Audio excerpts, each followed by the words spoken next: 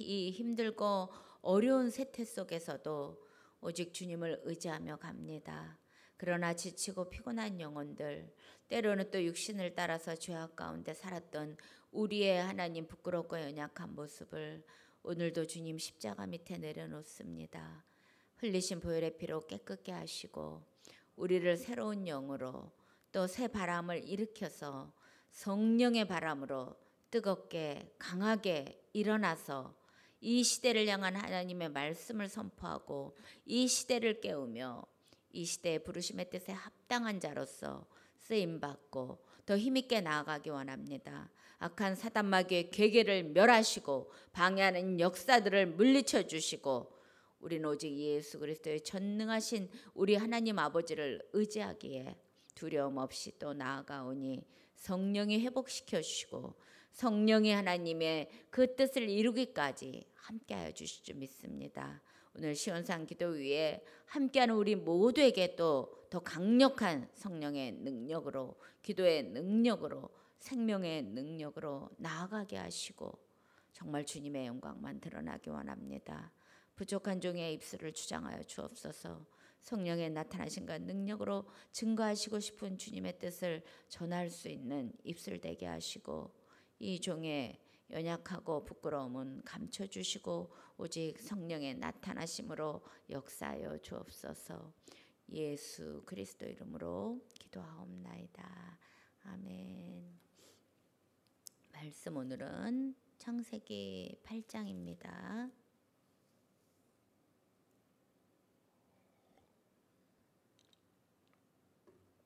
창세기 8장 우리 1절에서 14절까지 보겠습니다. 하나님이 노아와 그와 함께 방주에 있는 모든 들짐승과 육축을 권념하사 바람으로 땅 위에 불게 하심에 물이 감하였고 깊음의 샘과 하늘의 창이 막히고 하늘에서 비가 그침에 물이 땅에서 물러가고 점점 물러가서 150일 후에 감하고 7월 곧 그달 17일에 방주가 아라랏산에 머물렀으며 물이 점점 감하여 10월 곧 그달 1일에 산들의 봉우리가 보였더라. 40일을 지나서 노아가 그 방주에 지은 창을 열고 까마귀를 내어 놓음에 까마귀가 물이 땅에서 마르기까지 날아 왕래하였더라. 그가 또 비둘기를 내어 놓아 지면에 물이 감한 여부를 알고자 할매 온 지면에 물이 있으므로 비둘기가 접속할 곳을 찾지 못하고 방주로 돌아와 그에게로 오는지라. 그가 손을 내밀어 방주 속 자기에게로 받아들이고 또 7일을 기다려 다시 비둘기를 방주에서 내어놓음에 저녁 때에 비둘기가 그에게로 돌아왔는데 그 입에 감람 새 잎사귀가 있는지라. 이에 노아가 땅의 물이 감한 줄 알았으며 또 7일을 기다려 비둘기를 내어놓음에 다시는 그에게로 돌아오지 아니하였더라. 601년 정월 곧 그달 1일에 지면에 물이 거치니라. 노아가 방주 뚜껑을 제치고 본즉 지면에 물이 거쳤더니 2월 27일에 땅이 말랐더라. 아멘.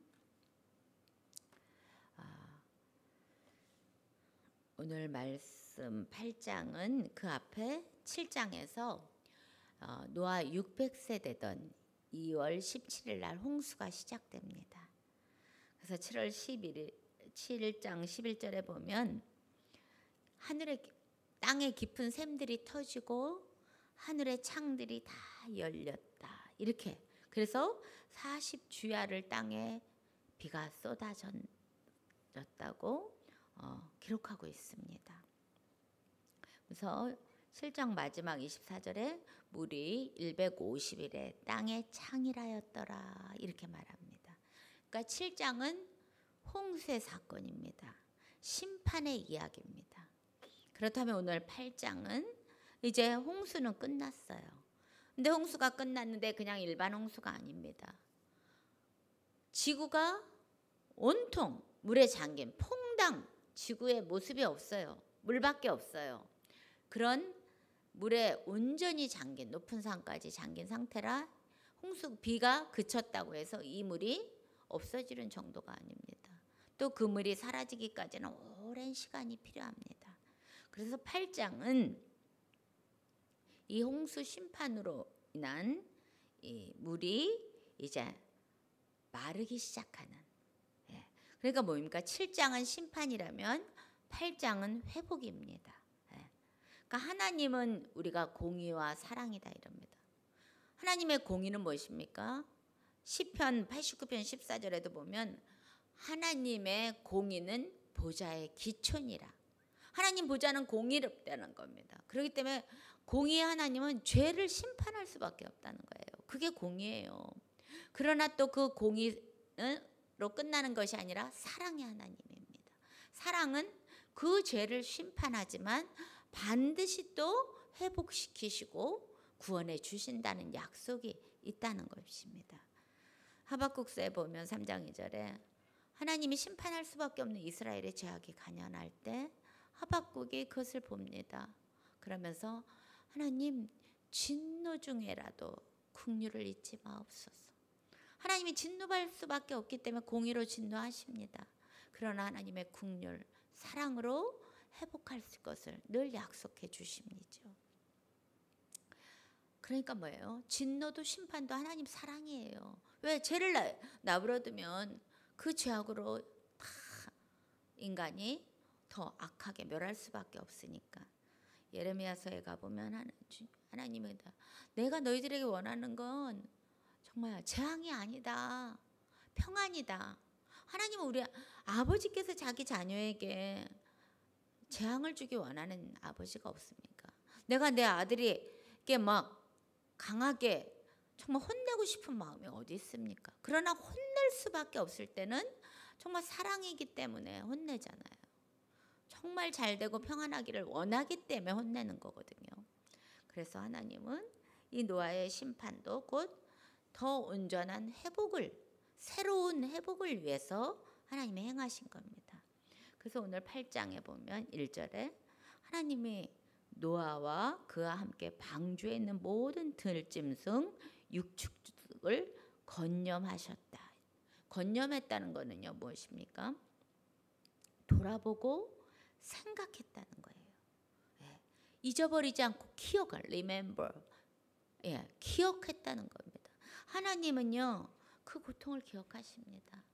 출애굽기 2장 24, 25절에 보면 이스라엘 백성이 애굽의 노예 생활 400년 합니다.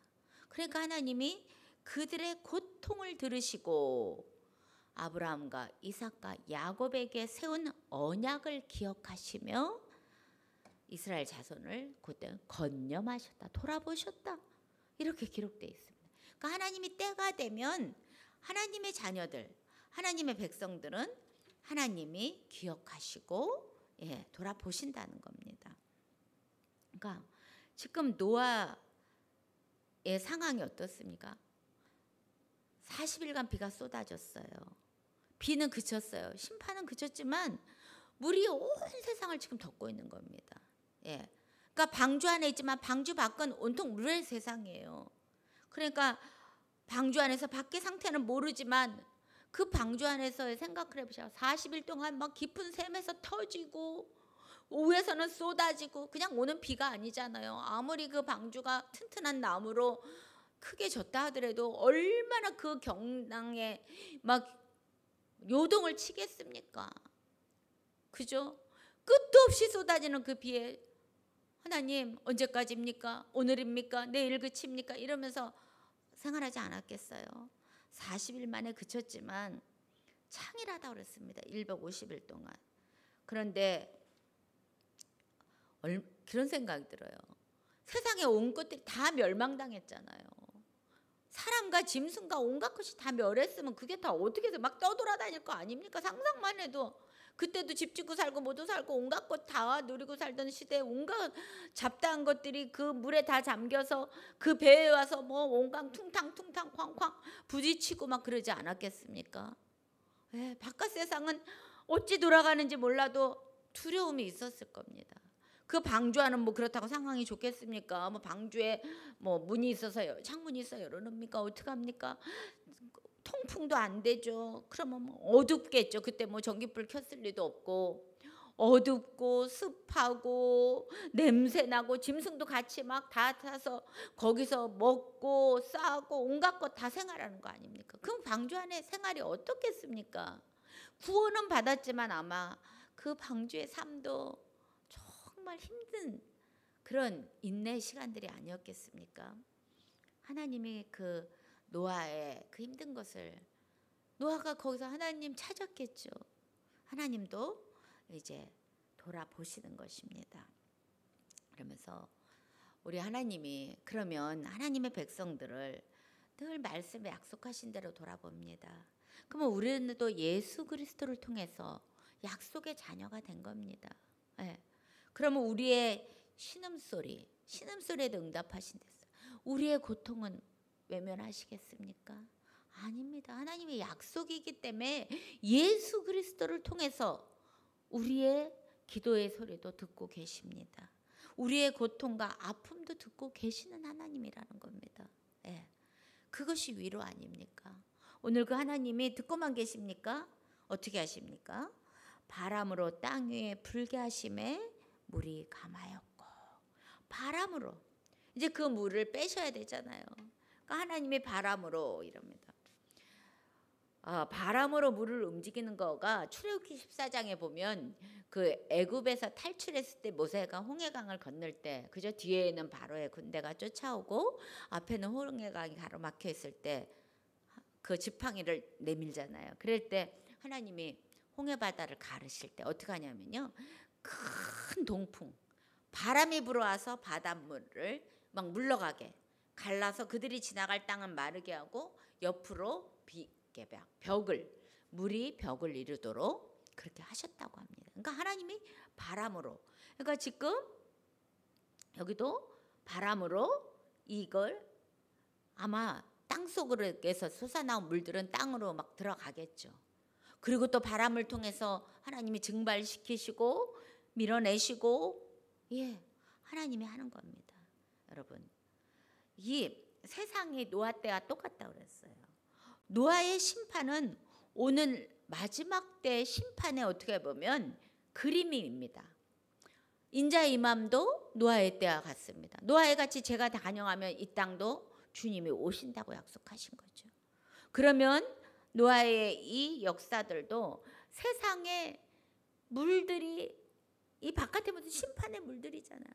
물은 하나님이 내가 물로 많이 표현해요. 하늘에서 내는 교훈, 비는 교훈.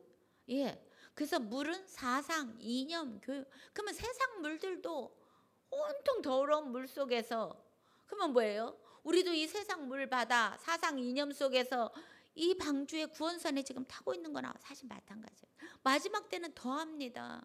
계시록 12장에 가보면요, 12장 15절에 뱀이 입에서 물을 토해서 여자를 떠내버려요. 신령한 여자.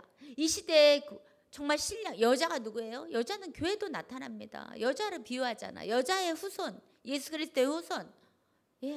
이 신령한 교회들을 이 세상의 물 속에서 매몰시키려고 얼마나 마지막 때도 그런지 모릅니다.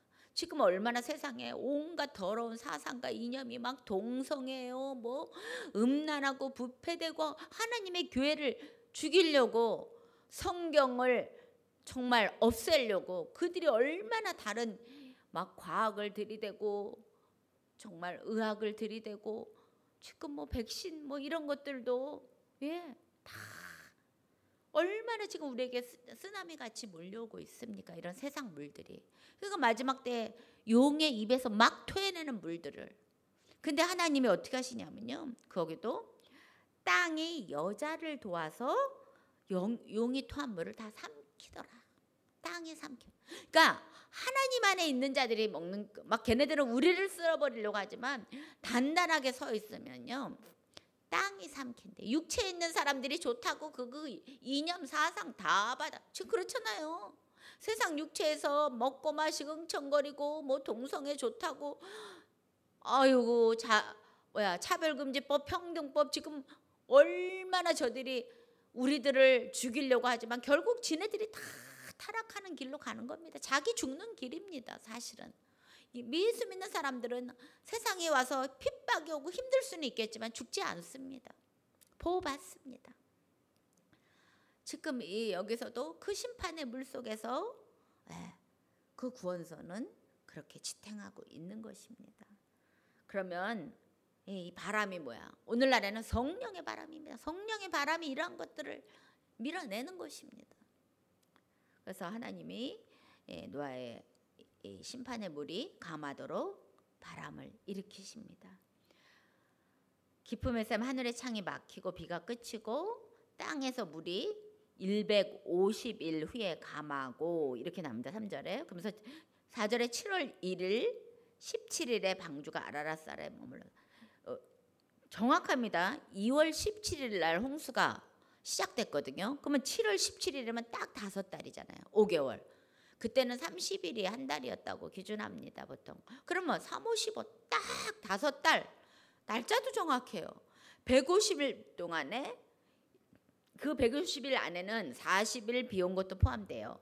그리고 물이 가득 정점을 이루어하죠. 피크를 이룬 그 시점도 그 150일 안에는 들어 있습니다. 그리고 물이 점점 감하기 시작하는 겁니다. 그래서 그것을 포함해서 150일째 되는 날 7월 17일에 방주가 아라랏산에 머물렀다. 그러니까 뭐예요? 이제 걸릴 정도로 물이 위에 걸릴 정도로 아라랏산이 지금 터키와 이란의 경계에 있는 아르메니아 지방 그쪽에 있는 산인데 5,100m라고 합니다. 5,100m면 굉장히 높은 산 아닙니까? 우리나라에 그렇게 높은 산 없잖아요.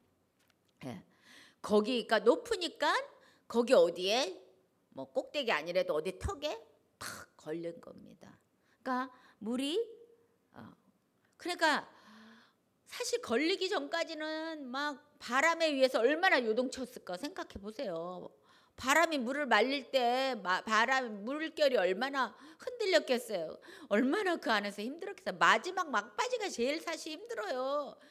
환란의 때도 후 3년 반이 제일 힘든 거잖아요. 주님이 오시기 직전이 가장 어둡습니다. 그러니까 구원의 방주가 머무르기 직전이 가장 요동쳤을 것 같아요. 오직 하나님만 의지하는 거죠. 하나님이 붙잡고 계시는 걸 믿는 거죠. 어디 가서 뭐 부딪히던 말도. 근데 그게 이제 아라랏산에 머물렀다. 일단 정착합니다. 정착만 해도 어딥니까? 막 흔들리고 야단치던 요동치던 그 배가. 그러니까 뭐예요? 극심한 고통에서 이제는 평안이 오는 것입니다. 마지막 때에도 그럴 것입니다. 그래서 150일 만에 아라랏산에 머물고 물이 그 다음에 또 점점점 해서 10월 1일에 그러니까 아라랏산에 머무르고 나서 73일 후죠. 그 후에 산들의 봉우리가 보이기 시작합니다. 머물러서 보니까 창이 있거든요. 하나님이 창세기 7장에서 6장에서 방주 지을 때 창은 맨 꼭대기 위에서 한 규빗이 45에서 50cm 정도로 했죠. 한 규빗 위에다 내라. 그러니까 맨 꼭대기에 창이 있었다는 겁니다. 그 창을 통해서 이제 걸려 있는데 산봉우리들이 보이기 시작한다라는 거죠. 그 밑에 있는 낮은 산들이 그 창을 통해서 조금씩 보이기 시작하는 겁니다. 산봉우리들이. 그러니까 물이 많이 빠져나가고 있다라는 소리죠. 그리고 나서 40일이 또 지납니다. 그러니까 40일 지나고 나서 노아가 방주에 그때서야 창을 열어요. 그전에는 물이 빠지긴 빠져도 창을 열면 그 더럽고 뭐 온갖 것이 다 그런 것이 들어올 수도 있고 했는데 이제는 40일이 지나고 나서는 이제 창문을 통해서는 그런 것들이 들어오지 않을 만큼 물이 빠져나간 겁니다. 그러니까 창문을 엽니다. 263일 만에 창문이에요. 여러분 상상해봐요. 밖의 공기를 263일 만에 이제 노아가 마시는 거예요. 그 안에서 온갖 더러운 그 속에서 견뎌낸 노아가 저는 얼마나 정말 하나님의 공기의 소중함을 우리가 맨날 공기를 숨쉬고 사니까 공기의 소중함을 모르고 살죠. 썩은 냄새 막 고통 속에서 그 마지막 고비를 지나고 나니까는 소망이 생기는 겁니다. 창문을 열고 이제 세상과 소통이 되자 이제 내가 좀 사나 보다. 아마 방주 안에서 난리 칠 때는 이게 구원은 받는다고 약속받았지만 이게 살겠나 죽겠나 아마 했을걸요. 그러나 정착이 되고 창문을 열고 이제 그의 이제 점점 살 소망이 생기지 않겠습니까? 그러고 나서 40일이 지나 창을 열었죠. 이제 창을 열고 나니까 어떻게 해요? 거기 안에 있는 것들도 내보낼 수 있는 겁니다. 소통이 되는 겁니다. 세상과. 그러니까 7절에는 까마귀를 내어놓음에 까마귀를 내놓고 8절에는 비둘기를 내어놓아. 그러니까 까마귀도 내어보내고 비둘기도 내어보내요. 근데 여러분 까마귀와 비둘기 우리가 여기 방주에 태울 때 보면 뭐예요? 정한 짐승들, 부정한 짐승들, 정한 새들, 부정한 새들 다 태웠습니다. 종류대로 하나님 다. 예. 그래서 까마귀는 레위기 15장에 보면 부정한 새입니다. 그래서 부정한 새들은 뭐예요? 먹으면 안 되는 거죠. 그리고 제물로 쓸 수 없는 새예요. 근데 비둘기는 어떻습니까? 정한 새입니다. 왜? 비둘기는 보면은 제물로 썼거든요. 여자가 애를 낳고 나면 정결례를 행하는데 정결례를 행할 때 양을 잡지 못할 형편인 사람들은 집비둘기, 산비둘기 같은 비둘기를 예물로 대신 썼습니다. 그러니까 예물이 되는 정한 새예요. 그리고 성령이 요한복음 같은 데 봐도 1장 32절에도 예수님이 오셨을 때 요한이 그러잖아요. 세례 요한이. 성령이 비둘기같이 그 위에 머무시더라. 예. 그게 성령으로도 표현합니다. 그래서 까마귀는 부정한 방주 안에 있던 부정한 새였고 비둘기는 정한 새입니다. 다 내보냅니다. 내어보내는데 까마귀는 어떡합니까? 마르기까지 따라서 왔다리 갔다리 방주 꼭대기에 바깥에 앉은 것 같아. 왔다리 갔다리는 해. 근데 비둘기는요 가서 찾지를 못하니까 비둘기는 다시 돌아와서 방주 안으로 방주로 돌아와 그에게로 돌아오는지라 이렇게 써 있어요. 여러분 이게 차이예요. 부정한 새도 짐승도 사용하십니다. 하나님은 정한 짐승도 다 역할이 있고 사용해요. 안 쓰는 거 아니에요. 다 역할이 있기 때문에 만드셨잖아요. 그런데 그들이 하는 행위가 달라. 하는 것이 달라. 그러니까 교회도 마찬가지입니다. 교회는 다양한 지체들이 있어요. 좀 정결하고 거룩해진 분들이 있고 아직까지는 세상 반 절반 세상에 속한 그렇게 막 그런 다양한 지체들이 연합해 있습니다. 은사도 다양하잖아요. 그러나 성령은 하나라고 했어. 성령은 하나시오. 여러 가지 모양이 있습니다. 근데 방주는 돌아와서 그에게로 오는지라 그러니까 그를 받아들입니다. 근데 까마귀는 그런 모습이 없어요. 들어오지 않고 그냥 방주 바깥에 꼭대기에 앉아있다 왔다리 갔다리 지멋대로 한 것 같아요. 그런 기록이 없는 겁니다. 그러니까 뭐예요? 교회 안에도 정한 짐승 같은 자, 부정한 자 같이 좀 부족한 자 다 섞여 있지만 하는 행동들은 다 다른 거예요. 예. 일들을 열심히 다 할 수 있죠. 그런데 정말 정하다는 거, 깨끗한 사람들, 성결한 말씀에 순종하는 자들은 누가 주인인지, 자리가 어딘지, 어디로 돌아가야 되는지 중심 있는 생활을 한다는 겁니다. 그래서 자기가 사명을 감당해도 정확하게 위치를 압니다. 근데 막 열심히 일을 해도 자기 의로 자기가 아직까지 주인으로 내가 중심되어 있는 사람들은요 좀 자기 멋대로 하는 거예요. 까마귀같이 그냥 왔다리 갔다리는 하지만 그에게로 방주 안으로 정확히 돌아오는 비둘기 같은 모습이 없잖아요. 예. 하나님 이렇게 다 사용해요. 까마귀도 먹을 것도 날라다 주고 많은 역할을 하지요. 이렇게 두 짐승을 통해서도 또 우리가 볼 수 있습니다. 또 7일을 기다려서 그 다음부터는 까마귀는 지멋대로 다니니까는 이 노아가 사용하지 않습니다. 그러니까 돌아오는 방주에서 돌아오고 제자리에 있는 비둘기를 다시 방주에서 7일 후에 내어놓습니다. 이게 270일 만에. 근데 저녁 때 비둘기가 다시 옵니다. 올 때 뭘 갖고 오냐면 감람 새 이파리가 그 입에 물려 있습니다. 그러니까 뭐예요, 여러분? 감람 새 이파리가 있다는 것은 물에 떠다니던 이파리가 아니라는 겁니다. 새 이파리, 새순이 났다는 거예요. 그러니까 땅이 회복되고 있다라는 겁니다. 식물이 다시 회복돼서 식물은요 땅은요 생명력 엄청 강합니다. 보십시오. 잡초 같은 것도요. 뭐 여름에는 비 와봐요. 며칠만 지나면 무성하게 막 이만큼씩 자라듯이 회복되어서 식물이 막 자라나는 겁니다. 새 이파리를 뜯어서 갖고 왔다는 것은 희망이 보이는 겁니다. 생명이 지금 소생하고 있구나, 자라나고 있구나, 땅이 살아나는구나, 사람이 살 수 있는 것으로 되어 가는구나, 사인이 된 것이잖아요. 그러고선 다시 또 7일을 기다렸다가 비둘기를 내어 보냅니다. 그런데 비둘기는 돌아오지 않습니다. 그럼 뭡니까? 이제 비둘기가 살 수 있는 환경이 됐다는 거죠.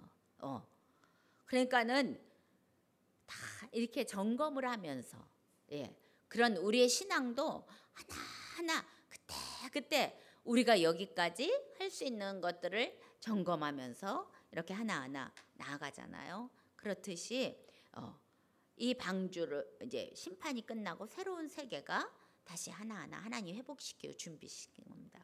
그러면서 13절에 가면 601년 정월 그달 1일 1월 1일에 지면의 물이 거치니 이제는 땅 위의 물은 다 스며들고 올라가고 다 사라진 겁니다.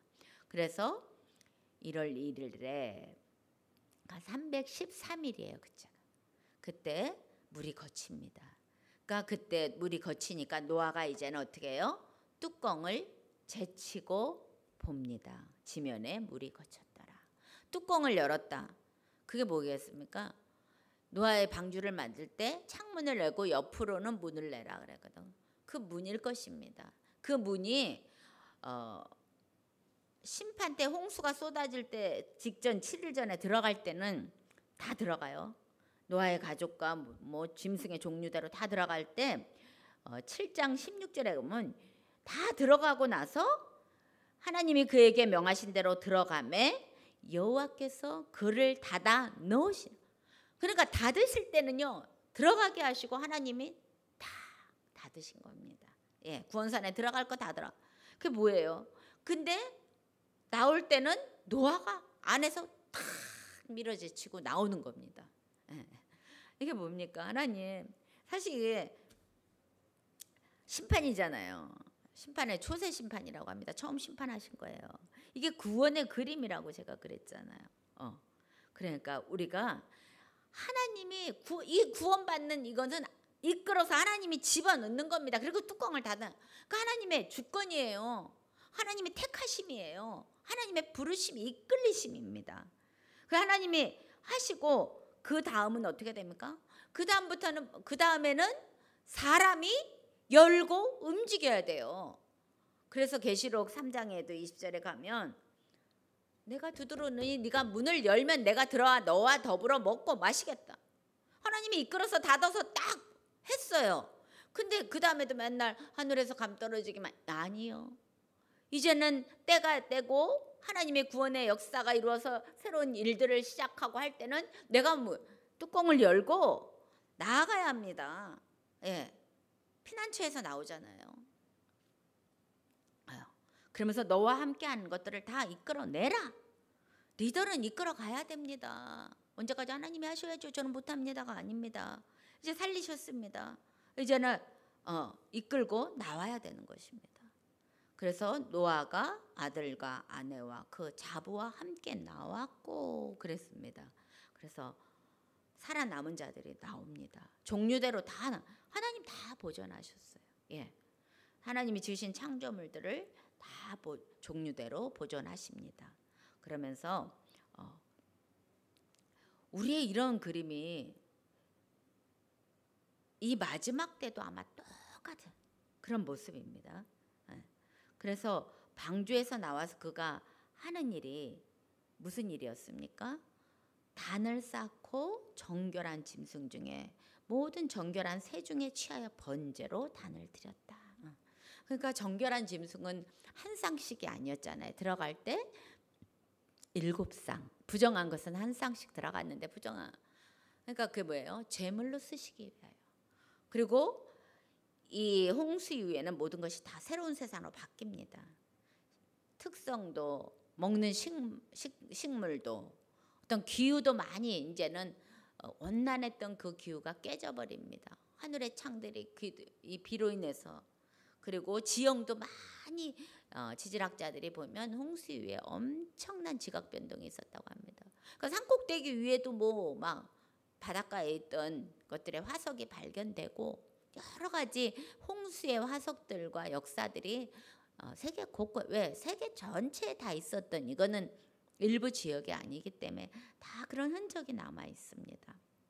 그래서 마지막 때도 하나님이 다 없애시면 새하늘 새 땅이 준비된 것처럼 어떻게 보면 또 새로운 세계의 시작이라고 볼 수 있겠죠. 그래서 번제로 정결한 짐승, 이제 번식이 돼야 식용도 할 거 아니에요. 그렇게 하고 번제로 또 제사도 예배도 드립니다. 하나님이 그러니까 그 향기를 흠양하셨더라 이럽니다. 하나님이 제사를 연락하셨더라 이겁니다. 우리가 4장에서 가인과 아벨의 제사할 때 하나님이 연락하는 거와 연락하지 않는 제사가 있었잖아요. 그러니까 하나님이 연락하는 것은 하나님의 뜻에 맞게, 하나님이 기뻐하시는 하나님의 방법대로, 하나님이 명령하신 대로, 이것이 하나님이 받는 제사, 흠양하는 제사라고 했습니다. 그래서 노아는 하나님 뜻에 맞게 제단을 쌓았다는 겁니다. 예. 그러니까 하나님이 받으셨다는 거예요. 이때 단은 하나님이 이게 그 단을 쌓는 방법 다 알려주요. 흙의 제단을 쌓아, 흙으로 쌓아 단을. 그리고 돌로 쌓지 말라. 그런데 만약에 돌로 쌓으려면 다듬지 않은 돌로 쌓아 이렇게 얘기하십니다. 예. 제단은 흙의 제단입니다. 우리도 흙으로 만들었어요. 내가 제단이에요. 오늘날 시대는 우리 심령의 제단입니다. 흙의 제단입니다. 예. 그리고 돌로 다듬지 않은 돌. 세상의 교훈과 세상의 방법과 세상의 것으로 그렇게 하지 말고 신령한 산돌이신 예수 그리스도, 베드로전서 2장 4절에도 순수한 말씀에 신령한 산돌이신 다듬지 않은 돌의 제단을 쌓으셔야 됩니다. 그래서 다듬지 않은 돌의 제단을 쌓아야 됩니다. 이러한 것들을 지키면서 우리가 하나님 방법대로 뜻대로 할 때 우리의 예배도 그런 하나님의 뜻에 합당한 삶의 예배, 예. 또 그리스도를 통하여 우리에게 예수 그리스도를 통하지 않고서는 예배는 아무 의미가 없는 겁니다. 내가 아무리 선하고 착하고 뭐 의롭고 거룩하고 봉사하고 11조 갖다 내고 뭐 아니요. 오직 예수 그리스도 십자가의 보혈과 예수 그리스도의 십자가와 부활과 예수 그리스도가 아닌 예배는 오늘날에는 하나님 받지 않으시는 겁니다. 이렇게 흠양하셨더라. 하나님이 표적을 주신 거죠. 아브라함도 15장에 제사할 때 쪼개서 놓으니까 재물 사이로 횃불이 확 지나가잖아요. 그래서 하나님이 예배를 받으신 언약을 받으신 증표를 주시듯이 노아의 제사도 흠양되었다. 그러면서 이제는 다시 사람으로 인하여 땅을 저주하지 않겠다 이렇게 말씀하십니다. 하나님이 사람으로 인하여 땅을 저주한 게 처음이 언제냐면 에덴 동산에서 아담이 타락했을 때 땅이 저주를 받아 가시 엉겅퀴 이제 수고해야 된다. 그래서 아담으로부터 땅이 저주받았어요. 우리 육체의 땅, 이 땅도 저주받아서 그때부터 타락한 부패된 심성들이 가시 엉겅퀴 같은 것들이 나는 그런 땅이 된 거잖아요. 저주받은 땅. 그리고 두 번째는 노아의 홍수 때 이 땅에 너무 죄악이 간연하니까 홍수의 심판. 그러나 하나님이 이제는 땅을 사람으로 인하여 저주하지 아니하리라. 왜? 사람이 타락한 사람은 어려서부터 악한 것, 악함이라. 예. 사람이 태어나면서부터 원죄, 유전죄, 그죠? 그렇기 때문에 사람은 악합니다. 그래서 성악설이에요. 사실 왜? 죄성을 갖고 태어나기 때문에. 그래서 다윗도 그러고 욥도 그러고 고백할 때 모태에서부터 죄로 잉태되었다. 그래서 잠언서에도 어린아이들을 가르칠 때 아이는 미련한 것이 얽혀 있고, 그래서 아이들은 어려서부터 교육이 필요하다. 잠언에는 매도 사랑의 매겠죠. 지금같이 뭐 감정으로 아이를 학대하는 매의 얘기가 아닙니다.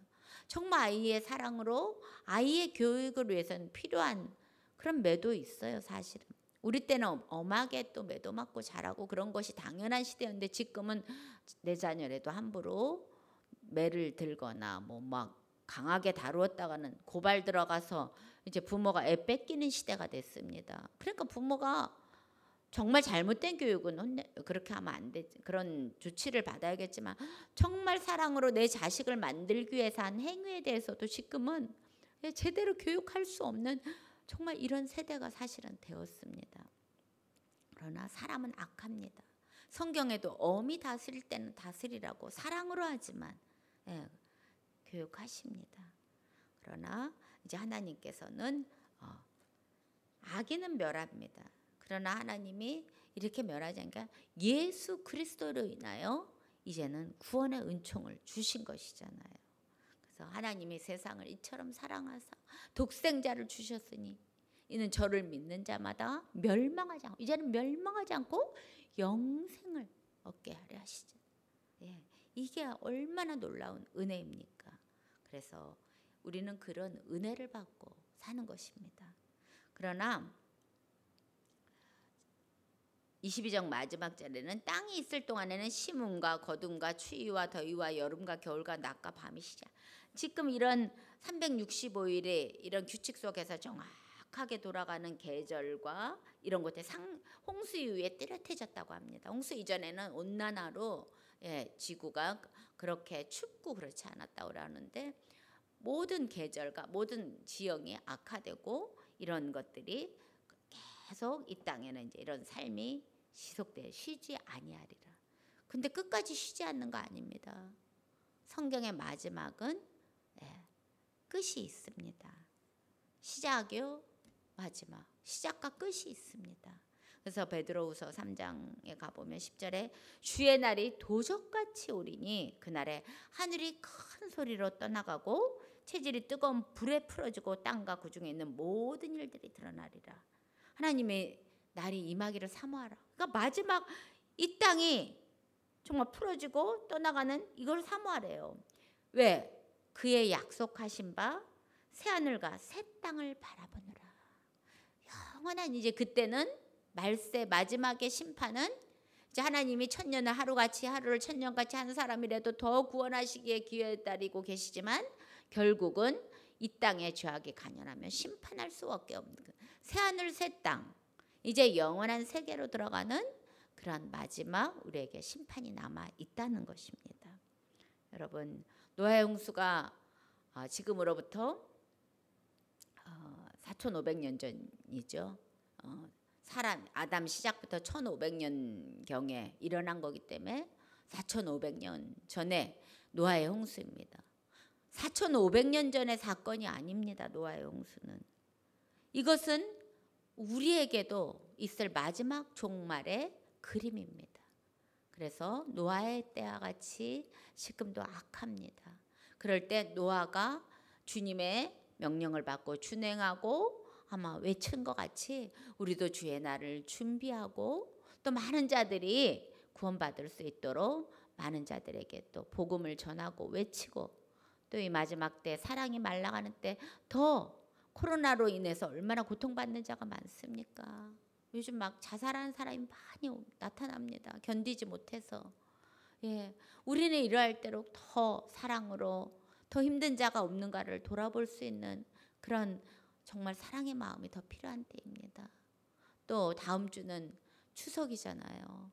추석에 더 외롭고 더 정말 가지도 못하고 그런 사람들이 많을 것입니다. 더 사랑을 나누는, 고향에 못 가고 만날 수 없다면 가까운 이웃과 함께하는 사랑의 그런 명절 되셔도 의미가 있을 것 같습니다. 정말 주님이 오시는 그날까지 우리가 더 정말 깨어서 준비하셔서 노아와 같은 이런 은혜를 입는 모든 자리에 들어가시길 주님의 이름으로 축원을 드립니다. 아멘. 기도하겠습니다. 할렐루야. 하나님 감사합니다. 정말 하나님의 공의로 심판, 죄악을 볼 수 없는 하나님의 심판이 있었지만 권념하시고 또 그물을 마르게 하시며 다시 새로운 정말 시작, 회복을 주신 하나님 감사합니다. 하나님, 이것이 4,500년 전 노아의 사건이 아니라 이제 다가올 마지막 심판에 우리의 이야기가 되어 우리가 깨어서 노아와 같이 준비하는 자, 그래서 하나님의 은혜를 입는 자리에 들어가게 하시고, 정말 어려운 때입니다. 정말 우리가 연합하고 지체들을 돌보고 사랑하면서 함께 이겨낼 수 있는 그런 따뜻한 사랑의 마음도 허락하여 주시고, 주님의 정말 그러한 능력과 온전하신 그 하나님만을 바라보고 의지하는 더 강한 믿음 가운데 저희들을 지켜주옵소서. 지금도 연약한 자 있습니까?